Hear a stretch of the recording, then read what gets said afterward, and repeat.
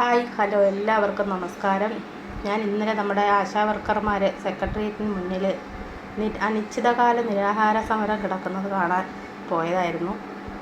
അപ്പോൾ ഇത്രയും നാൾ നമ്മൾ റിയാക്ഷൻ വീഡിയോ ചെയ്തതെല്ലാം ഓരോ പ്രശ്നങ്ങൾ കാണാതെയും പഠിക്കാതെയൊക്കെയാണ് ഞാൻ റിയാക്ഷൻ വീഡിയോ ചെയ്തുകൊണ്ടിരുന്നത്. പക്ഷേ ഇപ്പോൾ എനിക്ക് അവരെ നേരിട്ട് പോയി കാണണമെന്നും അവരുടെ ആ ഒരു അവസ്ഥ കണ്ട നിങ്ങളെ അറിയിക്കണമെന്നും എനിക്ക് തോന്നി. അങ്ങനെയാണ് ഞാനിപ്പോൾ ഈ വീഡിയോ എടുക്കുന്നത്. ഇന്നലെ 59ാം ദിവസമായിരുന്നു. ഈ 3 പേരാണെന്ന് നിരാഹാരം കിടക്കുന്നത്. ശരിക്കും പറഞ്ഞാൽ അത് കണ്ടപ്പോൾ എനിക്കും വിഷമമായി. വേറൊന്നുമല്ല, ലേഡീസല്ലേ, എത്രയായാലും അവർക്ക് പലവിധ ബുദ്ധിമുട്ടുകളുണ്ടാവും. ആഹാരമായാലും അല്ലെങ്കിൽ ഈ പീരീഡ്സ് സമയത്തൊക്കെ ഉണ്ടാകുന്ന ആ ഒരു ബുദ്ധിമുട്ടുകളുമൊക്കെ നമുക്ക് നിശ്ചയിക്കാൻ പോലും പറ്റാത്ത അത്രയും ഒരു വിഷമാവസ്ഥയിലൂടെയാണ് അവർ കടന്നു പോകുന്നതെന്നാണ് എൻ്റെ ഒരു എനിക്ക് തോന്നിയത്.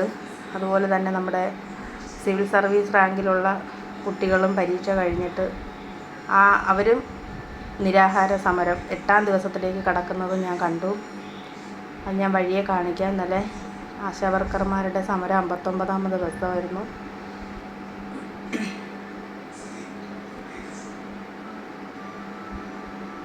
ഇതാണ് സിവിൽ സർവീസ് പരീക്ഷ എഴുതിയ പെൺകുട്ടികളുടെ നിരാഹാര സമയം. ഇന്നലെ 8ാം ദിവസമായിരുന്നു.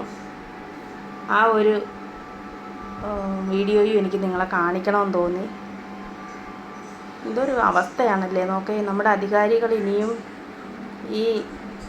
ഇങ്ങനെ ഈ 59ഉം 60ഉം ദിവസമൊക്കെ നിരാഹാരം കിടക്കുന്നവരുടെ അവസ്ഥകൾ മനസ്സിലാക്കി അവർക്കുള്ള ആവശ്യം ന്യായമാണെങ്കിൽ അത് സാധിച്ചു കൊടുക്കട്ടെ എന്ന് പ്രാർത്ഥിക്കുന്നു. അതുപോലെ തന്നെ ഇതാണ് നിരാഹാരം കിടക്കുന്ന 8ാം ദിവസമായിരുന്നു ഇന്നലെ.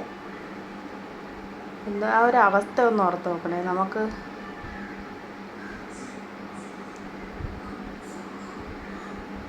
അതുപോലെ തന്നെ പലയിടത്തേക്കും പോകുമ്പോൾ ഇതുവഴി ഞാൻ പാസ് ചെയ്ത് പോവാറുണ്ട്. പക്ഷേ ഞാൻ ഇതുവരെയും സെക്രട്ടേറിയറ്റ് നേരിട്ട് കണ്ടിട്ടില്ലായിരുന്നു, അടുത്ത് നിന്ന് കണ്ടിട്ടില്ല. ഞാൻ ഇന്നലെ കാണാൻ ഈ ഒരു വീഡിയോ എടുക്കാൻ വേണ്ടി മാത്രം പോയതാണ് കേട്ടോ. ആ വീഡിയോ എടുത്തു അവരുടെ വിഷമാവസ്ഥകളൊക്കെ കേട്ടപ്പോൾ ഞാൻ ഒരുപാട് കാര്യങ്ങൾ അവരോട് ചോദിച്ച് മനസ്സിലാക്കി